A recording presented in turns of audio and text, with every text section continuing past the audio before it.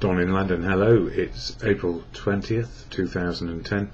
My video is all about recovery, living in recovery from addiction to substance or behaviour. So living in recovery means I'm a recovering addict of sorts. Well, what sort of addict was I? Well, alcohol was my main substance, and my behaviour, it's all about substance and behaviour when it comes to addiction. Substance, alcohol, behaviour, equally addictive, people, places, things.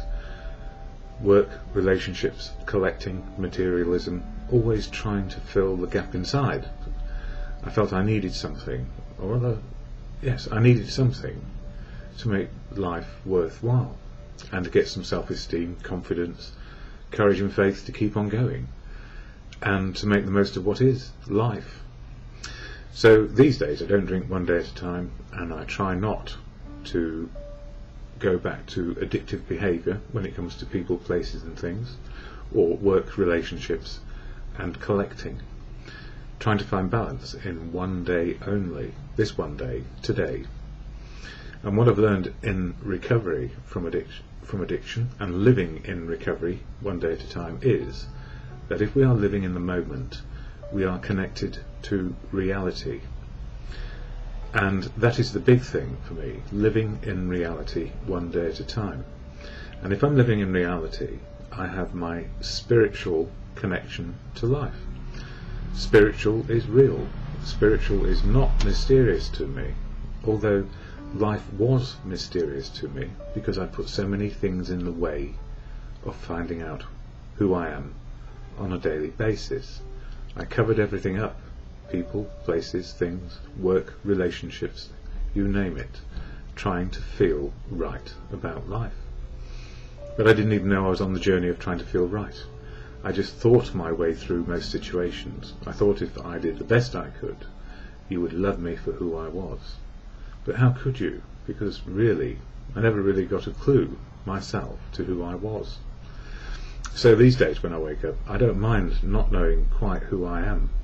But by the end of the day, I know a little bit more, and life keeps on going. So recovery is simply as it is. Reality, happy or sad, love, hate, all those emotions can come and go. It depends how I hang on to them and why. That really is the issue today.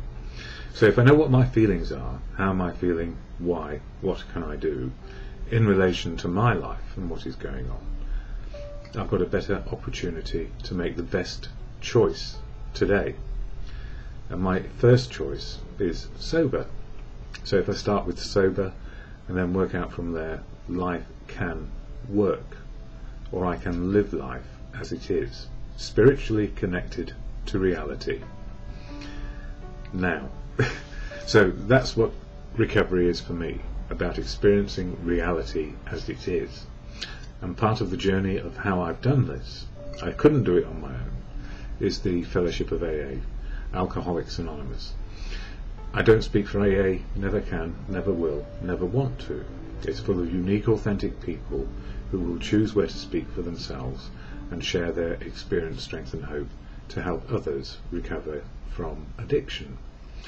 Anyway, I'm going to share the AA preamble and a little bit of AA reading, because AA is the backbone of my recovery.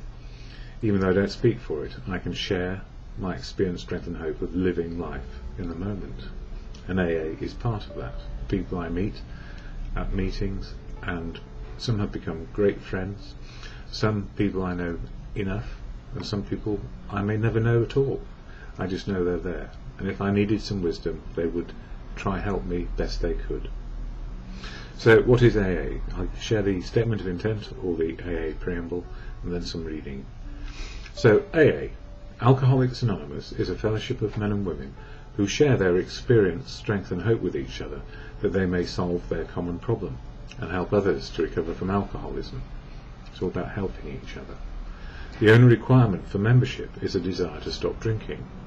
That's it, a desire to stop drinking. There are no dues or fees for AA membership. We are self-supporting through our own contributions. So if you can help out with a few pennies, fine. If you haven't got any money, fine. It's fine. AA is not allied with any sect, denomination, politics, organisation or institution. It does not wish to engage in any controversy. So we all have our beliefs, political, religious, just about life, and we keep them because they're ours, but we don't try and impose them on anybody else. Neither endorses nor opposes any causes, so it's all about sobriety, and that's it. Our primary purpose is to stay sober and help other alcoholics to achieve sobriety. So the whole purpose, the primary purpose, is to achieve sobriety one day at a time and try and keep a hold of it. Or rather, just live sober, make good choices, and hope life works out as best it can, because it doesn't change reality.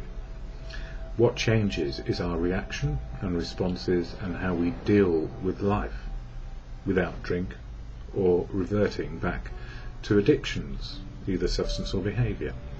And the readings help me a lot. And the AA program has 12 steps of action to change our attitude and behaviour. Attitude as it can be, based on life experience. Behaviour as life is, to make better choices today. It's not about imposing will or using self-will to drive ourselves forward. It's about making choices based on reality. And some of those choices require a lot of hard work. Life is difficult, and that's the important thing. Life is difficult, and that's why it's rewarding when we achieve sobriety and achieve in life. So we don't lose our sense of drive. It's just more focused and more based on reality rather than fantasy. So out of denial into reality is what it's all about. So the 12-step program, 12 steps, one a month in this book, daily reflections, 1 page a day for a bit of inspiration. And April is all about step 4, which is doing it's doing a fearless to fear less inventory of where we've got to and how things were and how they are now. So it's like a self-appraisal of our assets and liabilities. And what we find is in the addiction, a lot of fear, a lot of brave facing, a lot of ego going on. So in recovery, in the solution, we look to courage, faith and confidence. So April 20th in the book, it says self-examination. We ask God, or good conscience as your belief system is, to direct our thinking, especially asking if it be divorced from self-pity, dishonest or self-seeking motives.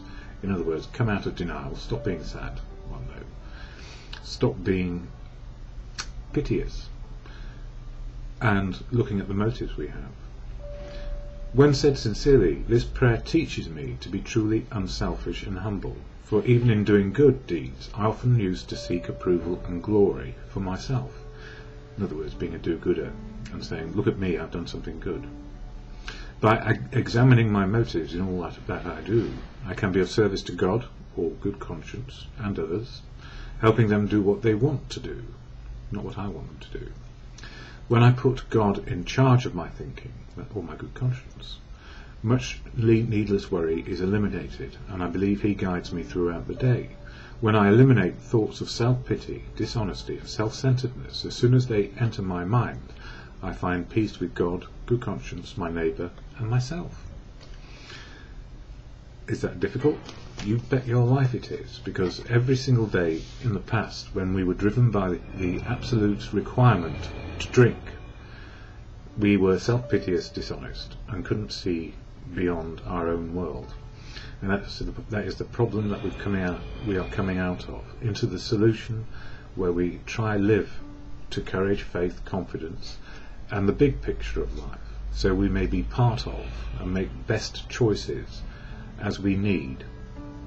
And it's a question of needs met, wants get forgotten. So that serenity prayer, which I share at the end, to God or good conscience. God, today, grant me the serenity to accept the things I cannot change, courage to change the things I can, and the wisdom to know the difference. And if I'm lucky, when I go to bed tonight, I'll have a better idea of who I am and have been today.